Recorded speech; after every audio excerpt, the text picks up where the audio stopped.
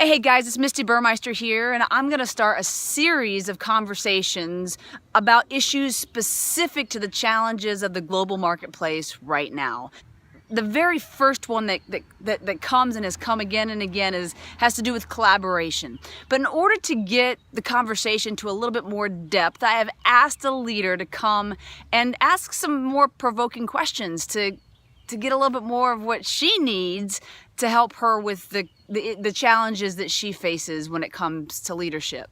And so when it comes to leadership and when it comes to getting teams to work together, I mean, ultimately they're on the same team working for the same company. Why don't they collaborate? You know, think like the sales team versus the customer service team. Why can't I get them to collaborate, to work together, to innovate together?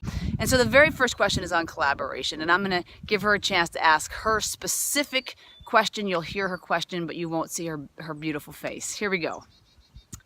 Hello. The specific question that I wanted to ask that plagues me in my leadership position is having teams that need to work together in order to create a successful product, but they are set in their beliefs about each other. So one team is sitting in the belief of, no one thinks I care about the value of our product, while the other team sits there and goes, no one understands my problem, and I have to constantly fight for the things that I want. I should be able to just ask and receive.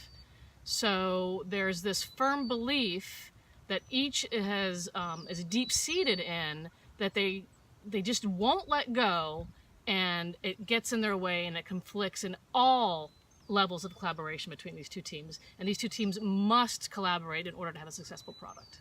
So we have two teams, and both of them ultimately, I know you guys have had this experience, we have two teams and both of them ultimately are, it's critical for the success of the organization to have them working together. And you have one side that are saying they don't listen to me for these reasons, and we have another side saying they don't listen to me for these reasons, and as a result they don't help each other. Did I get it right? Correct. Is there anything that I missed in that?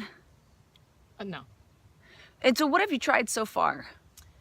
Well, so far I've tried to be kind of a mediator, kind of like a translator, saying no, this team didn't mean that, what they really meant was XYZ, or say no, I know that's what you heard them say, but what they really meant was this. And so I feel like I'm constantly having to be this, like if I'm not present, if I'm not there to translate what everybody's really saying, quote, really saying, nothing can get done.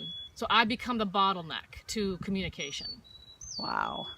So I can't tell you how many times I've heard this exact challenge. How do I remove myself as the leader and still have them be able to collaborate and work together, which is really what I'm hearing you say.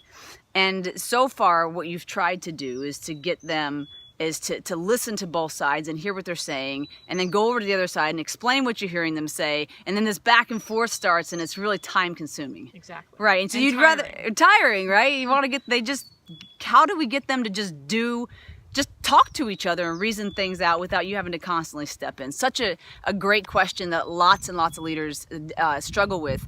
And this is the most important element when it comes to collaboration. I'm actually, there are three critical elements. I'm just going to talk today about one, and I'll tap into a little bit of the second piece. The first one is the vision, the direction, the outcome super clear? Do they all know what they're trying to achieve that matters to the whole? I think ultimately, yeah, they do. I think they interpret the vision sometimes differently. So maybe they're not always on the same page with each other's interpretation of the vision.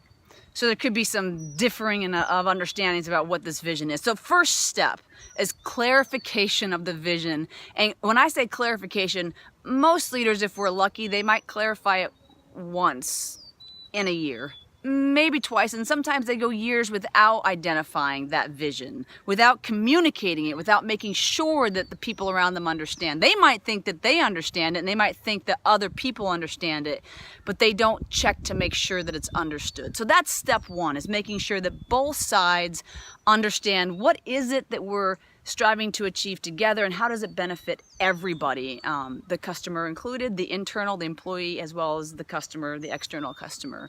How does it benefit everybody?